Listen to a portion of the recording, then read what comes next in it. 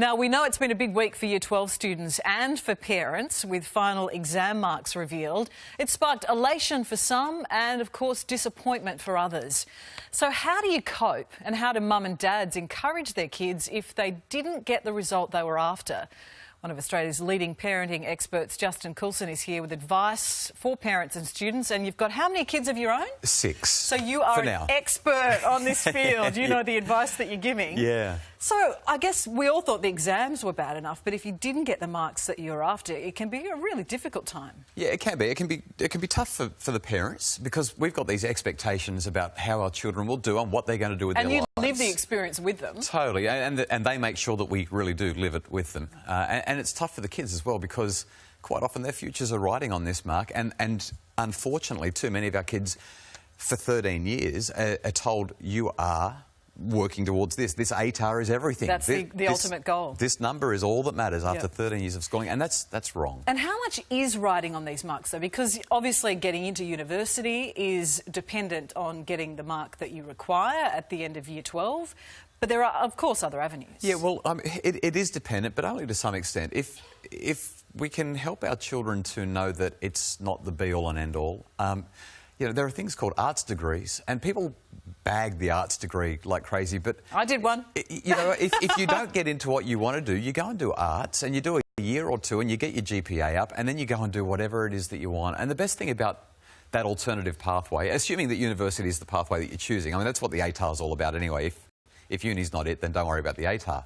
But if you don't get into what you want to do, or you don't even know what you want to do, go and do arts, do a couple of years of that, and experience everything. You can do some Japanese, you can do some business, you can do some psychology, you can computer programming, whatever. Find out what you love, and it's incredible how learning trajectories just take off. They skyrocket. Well, it's sometimes kids don't know what they want to do at the end of Year 12 either. Sometimes grown-ups don't know what they want to do. Well, exactly. I'm still working it out myself. But for parents then, as you say, I mean, telling the kids to just sort of, you know, move on and try and embrace what the next experience could be. Well, what's your advice to parents? So 3 things for parents. Number 1, stay calm. And we do this for 2 reasons. Number 1, if the problem is with our expectations, then it's not fair to put that onto the kids. We've got to stay calm and let it go, because it's their life, not ours. Exactly. We've had our chance, this is their chance. But if it's about them, and they're stressed out and they're unhappy and they're saying, I needed 93 so I could go and do vet science or whatever it is, stay calm for them, because if you catch their emotion and go crazy, then everybody ends up in meltdown mode. Fuel it further. It makes it worse. And don't try and fix it is key there as well. That's it. Just kind of validate and say, you worked so hard, you really wanted this, it didn't work out, I understand. And the last thing is discuss options with them. In fact, the 4 most important words that parents can say to their kids once the kids are calm and have dealt with it themselves is, what do you think? What should you do now? What's the best way from here? What's the next step? And what about for the students themselves? So for students themselves, if you're a student watching this and it didn't work out, number 1, you need to stay calm as well. And that's really hard, because you're probably in kind of mode. But secondly, learn from it. If you didn't do as well as you wanted to, chances are you're still going to go to uni and do something.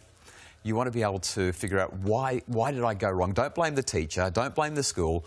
Figure out what you did wrong, so that next time you sit an exam, you don't make those mistakes. And look at the options, like you said, for the parents. Alternate pathways. Practical advice. Good stuff. Thank you so much. Have a wonderful Christmas. And for more advice from Justin and happy families, you can go to our website for all of the details. Failure cannot be a bad thing all the time, Pete.